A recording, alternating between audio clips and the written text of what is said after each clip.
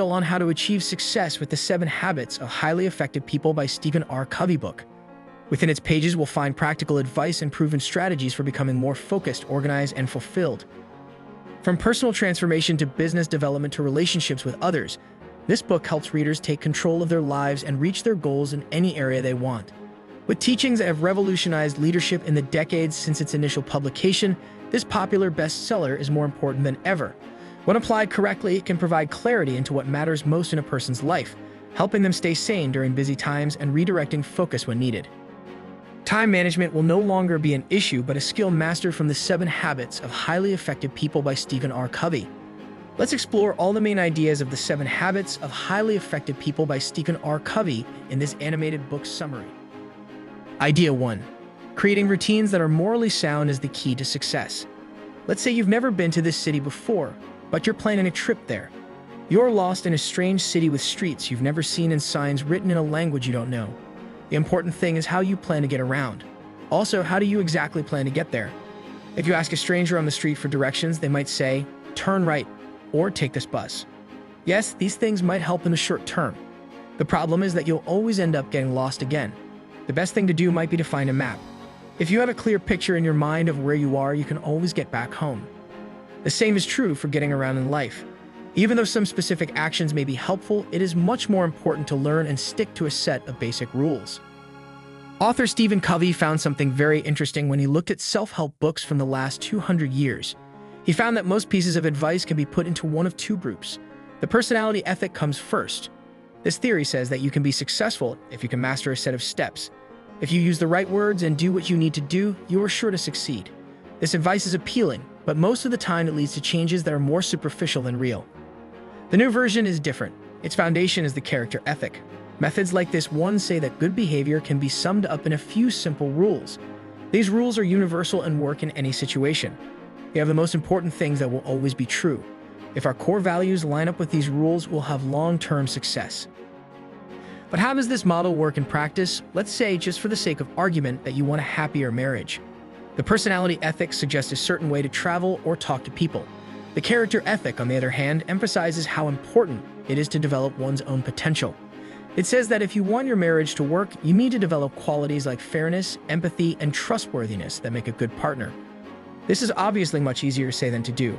If you want to become a moral person, you got to change the way you usually think and act. In a nutshell, the character paradigm says that developing good habits is essential for making positive changes. The tips that follow will show you how to do each of these things step by step. Idea 2. Increase your freedom. Habit 1. Don't let what other people do tell you how to act. Researchers, thinkers, and regular people have been trying to figure out the answer to this seemingly simple question for hundreds of years. Who or what are you? Some people say that evolution and our DNA set the rules for our lives and that it's all about genes. Some people love to blame our parents. People tell us that our upbringing and the people who shaped us are what really matter. Some, though, say that our immediate environment and surroundings are the most important things. To be honest, these answers do not give enough information. All of them are too fatalistic, saying that the course of our lives is decided by fate in the end. People who are successful, on the other hand, often change how they look at life. Their first habit is to realize that we can't control things outside of ourselves, but we can control how we react to them. We are different from other animals because we can think about our actions and thoughts. Animals are too easily influenced by even small changes in their environment. Most of the time, their reactions to things they see in the real world are already set. Humans, on the other hand, can stop, think about their options, and then take action. When you take the lead, you decide how you want to interact with the world and are in charge of your own life. Canceling a picnic because of bad weather is one example. You could also be proactive and try to find the good in the situation. You could be having fun with your friends instead of worrying about the storm. Even when things are at their worst, this method works. Take the famous psychiatrist Viktor Frankl, for example. He was locked up during the whole of World War II. Even though his oppressors ran his life, he knew he had a choice in how he reacted to it. Instead of giving up, he spent every day planning for a better future where he could tell others about how he had survived. He was successful as a teacher because he was able to take charge of his life. With time and effort, you can also learn to control how you react to problems on purpose. Whether you're facing a problem at work or in your personal life, you should carefully consider your options before taking action. Don't go with your first thought. Instead, take a step back, look at the situation, and put your efforts where they can do the most good. Habit 2. Picture in your mind the kind of life you want to live. Learn to recognize who you are now, who you want to be, and what your core values are. Second, keep these in mind at all times to make sure that your actions match them. Covey says that you need to see yourself where you want to go before you can get there. Keeping this image in mind can help you stay on track as you go about your day. If you don't know where you're going, you're more likely to get lost or confused along the way. The first step in developing this routine is to think carefully about the kind of person you want to be and the kinds of things you want to do. Covey suggests an activity to help you figure out what your long-term, big-picture goals are. Think about where you want to be in a few or many years. Try to picture the place as best you can. Imagine yourself at the end of your life thinking about everything you've done and how you've changed the world. Use what you now know to zero in on the qualities you should adopt and the goals you should set for yourself. Covey suggests that you write down a personal mission statement or manifesto so that you can be reminded every day of what you're working toward. A living document that shows what you want to happen in the future. Using your manifesto as a guide, you can make decisions and take actions that are in line with your long-term goals. Here are some ideas from Covey to help you write your own mission statement. 1. Make sure to plan ahead of time. It could take weeks or months of careful analysis and planning to write a manifesto. Slow down because the journey is just as important as the final destination. 2. Be sure you know who, or as Covey calls it, your center. This is where you get your sense of who you are, how the world works, what drives you, and what your purpose in life is. Your basic values should, like your points of view, be based on timeless ideas like fairness and helping others. Principles give you a solid base on which to build your sense of self and your goals. Many people, on the other hand, put other things like money, pleasure, or family at the center of their lives. These things may seem good at first, but they are inherently unstable because they cause chaos. Third, find out who you are as a person, a partner, a sibling, a parent, a friend, an employee, and so on. Make sure that your vision and goals include all of your responsibilities so that you don't focus too much on one part of your life and ignore others. Each job should have its own set of goals. The most effective goals are those that are focused on the result you want, not on how you plan to get there.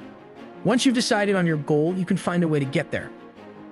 Fifth, review and change your manifesto often as your life, priorities, and circumstances change. If, for example, you find that one version of your manifesto puts too much emphasis on your work life, you can rewrite it to make it more balanced by adding more goals about your personal life. Covey says that not only large groups but also smaller ones like families would benefit from having a mission statement or manifesto. Not only do these documents make sure that everyone in the group agrees on the group's beliefs and goals, but they also promote unity and a sense that everyone is responsible for the organization's success. That's why it's so important for everyone in the group to have a say in the manifesto and speak up about issues they care about and priorities they think the group should focus on. Habit 3. Do the important things first and the urgent ones. Set priorities so you can act in a way that reflects your values and helps you reach your long-term goals. Covey thinks that all jobs can be sorted by how important and how quickly they need to be done. Something can be either urgent, important, or neither of those. When something needs to be done right away, there is a sense of urgency. It makes someone respond. The same basic things affect all of your values, goals, and mission statement. They require you to take the lead. Let's take a closer look at each of the 4 quadrants that make up Covey's method for organizing work. Everything in Category 1 is an emergency or a big problem that needs help right away. When you spend time here, you burn through your time putting out fires but can't plan ahead to stop similar things from happening in the future. Action. Do these things right away but make plans to keep them from happening again in the future. The second category, not urgent but important, includes things you might be tempted to put off doing because they don't seem immediately important, but which will pay off in a big way if you make the effort to get them done. People who are successful put their efforts here, but it takes self-control to set priorities this way. Do something like giving these responsibilities some time.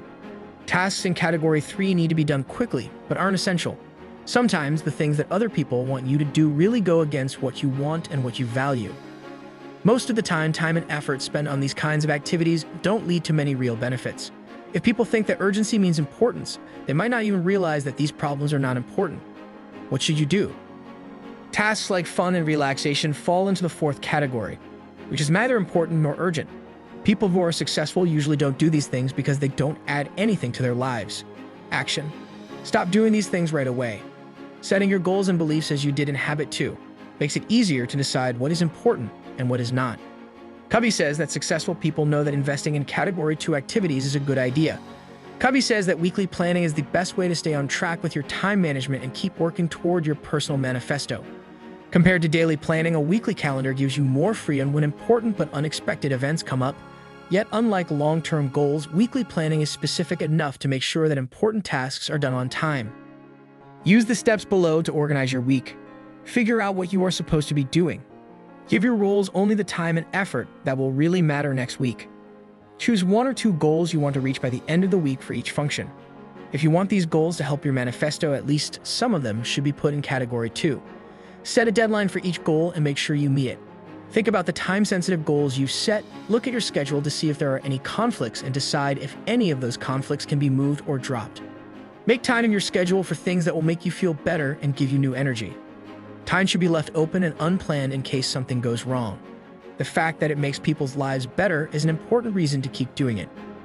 Change things as you go through this week. Start your day off right by going over your daily schedule and why each thing is important. If something unexpected comes up, think about how it will change your plans. Habit 4. Make something useful out of it. After figuring out who you are with habits 1 to 3, habits 4 to 6 build on that solid foundation by focusing on success through strong bonds and clear exchanges. When negotiating or solving a problem with another person, you should always try to find a solution that works for both of you. To be successful in social situations, you need to see every interaction as a chance to move toward a win-win situation. Covey calls this way of thinking a win-slash-win mentality. Without a doubt, this is difficult. Usually, it involves long, boring talks. It means putting in an honest effort to see things from other people's points of view. Habit 5 goes into a lot of detail about this way of talking. But he says it's all worth it in the end because the solutions that come out of it are often better than what each side could come up with on their own. This is discussed in more detail in habit number 6. Collaboration in finding these kinds of solutions strengthens the relationship, which is good news for future projects. Compare the mutual benefit attitude to other ways of negotiating to understand it better. Covey thinks you need to have 5 things in place before you sit down at the negotiating table. 1. Know your values and morals well. You can't tell yourself what success is until you know what it is. Repeatedly follow these ideals in your actions. This shows how honest you are and convinces the other person that you really want them to succeed as well. Be brave enough to say what you want and why, and kind enough to consider the other person's point of view. 4. Have what I call abundance mentality, which is the idea that one person's success doesn't have to come at the expense of another's. To do this, you have to have a strong sense of your own value and purpose, which gives you the confidence to be happy for someone else's successes and goals. 5. Keep your level of confidence in the other person high. If you want to win, you have to think that the other person cares about you and respects you enough to want you to do well. When you care about each other, you can push through the hard parts of finding a solution that works for both of you. How can you come up with a solution that works for everyone? Here are the 4 steps that Covey recommends. Always try to look at things from the other person's point of view. In Habit 5, we will show you how to get started. 2. Find out what's most important to each person. Give as many details as you can while staying neutral. 3. Figure out what would make each person win. 4. Find a different way to get the same results. Covey makes it clear that unlike some of the other habits, this one does not have to be followed all the time. To communicate well with people who depend on each other, you need to see things from their points of view. However, there is no one method that works best in all situations. If you're fighting against the other side instead of working with them, you should have a "I beat you" or "you beat me" attitude. On the other hand, sometimes it's necessary to give up on a win-win strategy to keep a relationship strong. There are times when a lose-win situation is the best choice, like when negotiating would be pointless or when it would be better for the relationship to let the other person win. As the saying goes, you have to pick your battles. Habit 5. Focus on understanding first, then worry about being understood. Effective communication is very important, but if you want to communicate well, you need to be able to listen to other people in a way that lets you learn a lot about them. Hearing with understanding and compassion. The vast majority of people just listen to get their point across, not to learn anything. They are quick to use their own lives as examples for others to follow, regardless of how well those examples fit. This means putting other people's values and beliefs on them. Empathy is all about listening with the goal of understanding. This is not the same as active or reflective listening, which often leads to memorization rather than understanding. To listen with empathy, you have to try to see things from the other person's point of view. Even if you disagree, you can understand and feel for the other person. Find the cause before you can fix it. Before offering a solution, it is important to take the time to understand the other person's problem.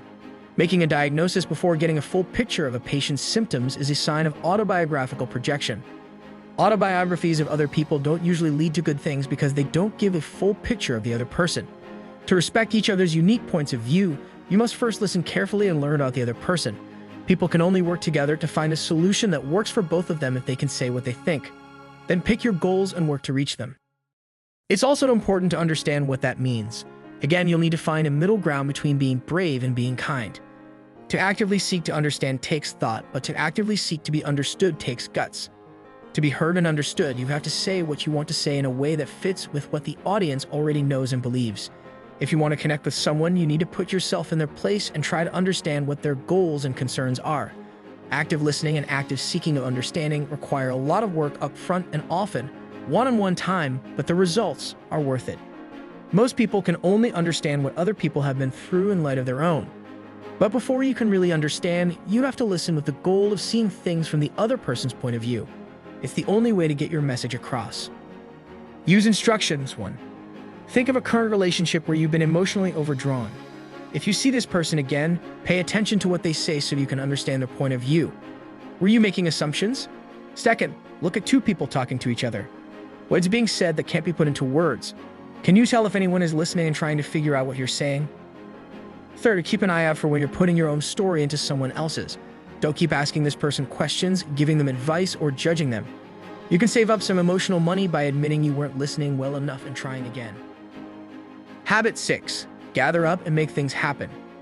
Exercise routines habit number 6 is the result of doing 1 through 5. Synergy happens when 2 or more people work together to make something bigger than what they could have made on their own. Trust, working as a team, and good communication are very important. It exemplifies the spirit of working together as a unit. Cooperation and complementarity. Synergistic communication involves being receptive to alternative viewpoints rather than guarded or defensive. Unlike courteous communication, in which people may respect but not fully grasp one another's paradigms, this one operates on a deeper level. Communicating with respect can lead to an agreement where both parties benefit, but it lacks the innovative spark of synergistic communication. Searching for a backup plan. The third choice is a brand new way of thinking that is neither your way nor my way nor a middle ground. Instead, one is willing to think about other possible explanations and use a collaborative approach to solve a problem. If you want to find a third choice, you need to be open to new ideas or ways of doing things. This method, which is cooperative and new, deserves praise. Synergy comes from the different skills and traits of each team member. Everyone has something important to say.